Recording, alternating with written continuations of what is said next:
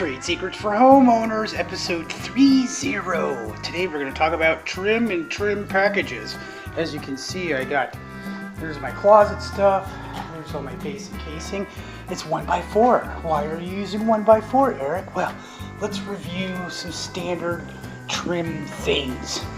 Okay, so the most common type of trim that people use or buy would be finger joint casing. That's what this is. Okay, so sometimes it's made out of cardboard, sometimes it's made out of sawdust glued together, sometimes it's made out of like air sponge foam. But the thing is after you install it, you have to go back and you have to finger joint all these little nail holes and paint it. And if you think, what did I say in the last episode? I don't care who you are or how you do it, you're going to paint it twice. You're going to paint twice. And I don't want to get down on my hands and knees and paint this and cut around the flooring and everything. And I don't want to do that all over the entire place. So what we're going to do is whitewash. So first go outside and we're going to mix this up some whitewash paint. The typical formula for whitewashing is 2 parts per water to 1 part paint. So I'm going to show you the easy way to mix her up. Okay, so the first thing I'm going to do is dump a can of paint into a nice clean bucket. Bucket's very clean. Nice clean bucket. Dumping the paint into the bucket.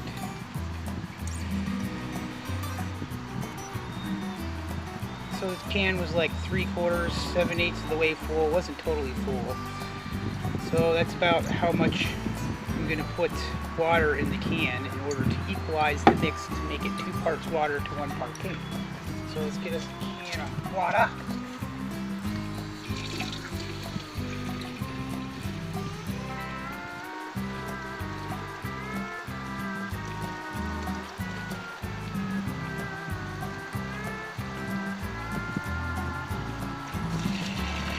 Here's 1 can.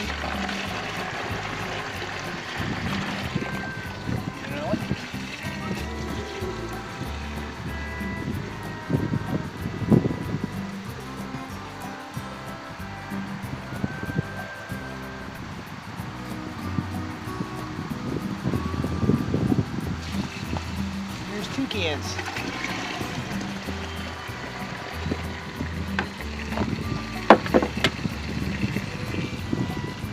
Okay, now we're going to give her a stirry mixture, which is brew.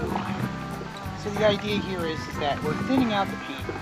So as we're painting our trim, it's not going to cover up all of the knots and whatnot that is in the detail of the wood, therefore kind of giving it a misty, sort of cloudy look. See? Okay, stay tuned. And whitewash. That's what you're going for. See, got a nice little tint of white to it.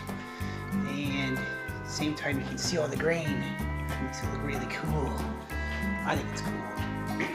So, I think that this is really going to pop against the choice of paint.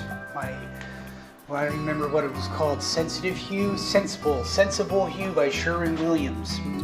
Okay, and I've said it before, this is an art. There are no rules, so I thought that my whitewash was a little bit too light, so I added a little paint to the mix. And you really can't see it with this Walmart phone, but it's definitely a little touch whiter now. And you see, you could dump some paint in there and stir it up. And if it's not white enough, put more paint in. If you get too much paint, put in more water, and so on and so forth. It's really easy. Okay, so I'm stirring up my mix before every board to keep it all consistent, You don't want the paint to separate and settle on the bottom. So before I coat a board every time, I'm just giving her a stir. Now you could use a roller for this, but remember that a roller is basically a paint sponge. So when you push down on it, all of this whitewash is going to squeeze out of it like you were squeezing a sponge. And it's going to make a horrendous mess. So I'm using a brush and it takes a little bit longer. And if you use a roller and you don't mind making the mess, you could set up outside. Get it all over the ground, big deal, who cares.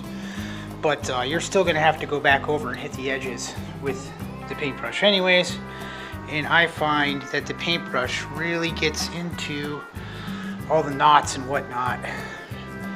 So that's my little trade secret for you, and I'm doing the edges first. Don't be afraid to slop her on there real good. Because this is trim and casing, base and casing, I only have to do one side. So I pick what side I like the best before I start putting my coat on, so that when I flip it over, I know just where I'm going. It's pretty consistent. Okay, then we're gonna slather her up, get her slathery. It's like, you know, you got a knot there, just gonna keep working it in. We're working it. Work it, work it, work it. Make sure that you get a lot on there, because you really want that wood grain to suck up the paint in order to make it pop. It's a little time consuming, but good carpentry takes time.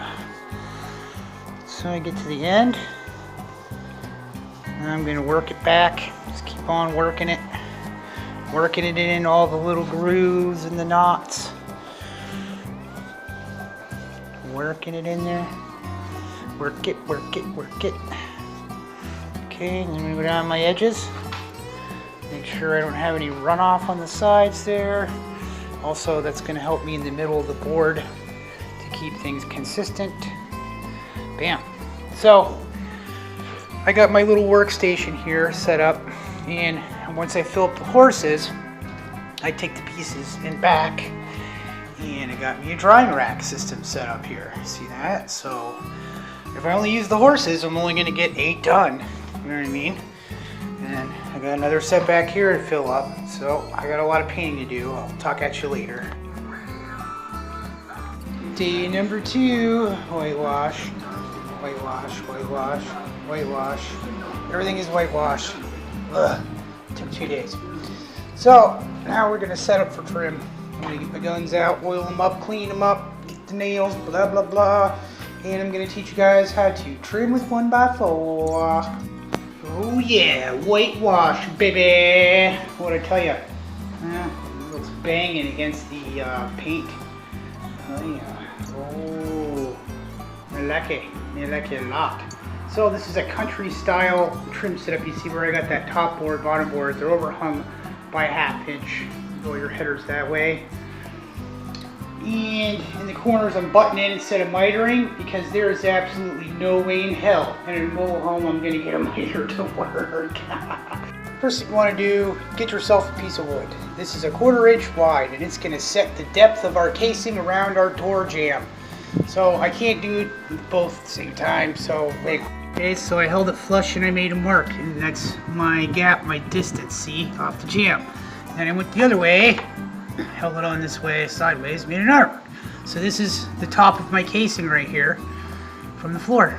Now we got vinyl flooring, the same as the bathroom floor going in here, because originally this was going to be carpet, but now it's Margie changed it. Margie needs to have vinyl flooring in here because the old man is on a walker, and it is Camp Snowbird. But it just so happens that my shim, comparatively to the existing vinyl flooring that we're going to be installing, it's about the same. It's a little bit higher, which is good. It gives us room to slip our vinyl flooring in underneath all of our base.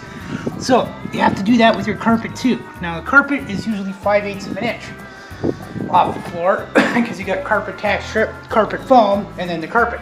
So I made little 5/8 of an inch blocks on the table saw, and all my casing is set to that. Let's see. Bingo. That's called leg. Got one leg on. Arr, there's me other leg. Yarr. And there's me header. I can smell that salt water already. I can see those sails filled with wind. I am out of here. Well, alrighty then. We are all whitewashed. Washed up here. And I gotta do this one yet, but I gotta case out that door. That goes in the other room, and I still gotta build this door, but you know, it's whitewash. So, you know, the beauty of this is that if you'll notice how I got square cuts going in to the corners and everything, because a lot of times the building is so out of square that getting a miter is like next to impossible. But, you know, we're all whitewashed up. You know, and of course I use a dowel rod here, see that? You know, for coat hanger thingy, and da-da-da-da-da, whitewashed to whitewash. Do I have any trade secrets for you? Not really, no. It's simple. It's 2 parts paint, 2 parts water, and 1 part paint. Mix it up. If you don't like it, you can always adjust it. Put more paint in, add more water. The nice thing about the whitewash and doing the style trim that I just did here in this unit is that you don't have to get down on your hands and knees with painter's caulk that shrinks and hit all the nail holes and all the cracks and all the bleh, and get down there and paint it twice, because you're going to paint twice. I keep saying it, and you are. You're going to paint twice. But this concludes yet another episode of Trade Secrets for Homeowners. Please like, subscribe, and ring the bell, and I'll see everybody next time.